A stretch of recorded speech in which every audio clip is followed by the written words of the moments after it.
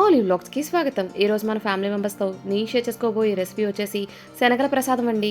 వరలక్ష్మి వ్రతం రోజున ప్రత్యేకించి ఇది ప్రతి ఇంట్లోనే ఉంటుంది కదా, అటువంటి ప్రసాదాన్ని ఎలా చేసేయాలో చూసేద్దాం. ముందుగా ఒక కప్పు శనగలు అయితే తీసుకున్నాను. వాటిని నీళ్లు పోసేసి ఒక రాత్రంతా నానిద్దామండి. ఇవి పొద్దునకి డబల్ అయిపోతాయి. చూసారా, రాత్రంతా నానిన తర్వాత ఉదయం చూస్తే ఇలా ఉన్నాయి.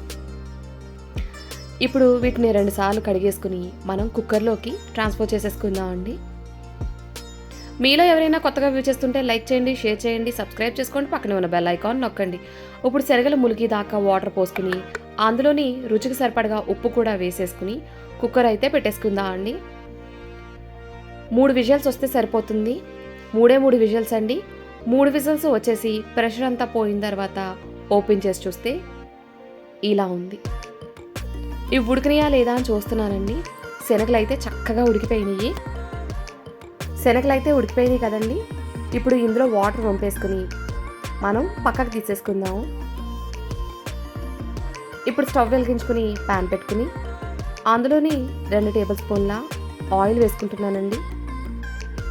అందులోని 1 టేబుల్ స్పూన్ మినపప్పు యాడ్ చేసుకుంటున్నాను. 1/2 స్పూను ఆవాలు, ఒక 3 ఎండుమిరపకాయలు ఇలా కట్ చేసుకుని వేసుకుంటున్నాను. అలాగే కరివేపాకు కూడా వేసుకుని పోపు కమ్మటి వాసన వచ్చేదాకా అయితే వేపుకుందాం. పోపు కమ్మటి వాసన వచ్చేసిన తర్వాత మనం ముందుగా కుక్ చేసి పెట్టుకున్న శనగలు ఉన్నాయి కదా, అవైతే వేసేసుకుందామండి. ఇందులో నేను వేసిన సాల్ట్ అయితే కరెక్ట్గా సరిపోయింది. ఒకవేళ సరిపోకపోతే కనుక ఇప్పుడు వేసుకోవాలి. ఈ పోపు మొత్తం శనగలకు పట్టేలాగా వేసి మనం ఒకసారి కలుపుకుందామండి. అందులోని కొద్దిగా కారం యాడ్ చేసుకుంటున్నాను. ఒక 1/2 స్పూన్ కారం అయితే యాడ్ చేసుకుని ఒకసారి మిక్స్ చేసుకుందామండి. పోపు వాసన అయితే శనగలు పట్టి కమ్మగా ఉంటాయి, భలే టేస్టీ. కానీ ఏవైనా వాటర్ ఉంటే కనుక ఈ టైంలో ఎవాపరేట్ అయిపోతాయండి. ఇప్పుడు స్టవ్ ఆఫ్ చేసేసుకుని అమ్మవారికి ప్రసాదంగా నివేదించడమే. Thank you for watching my video.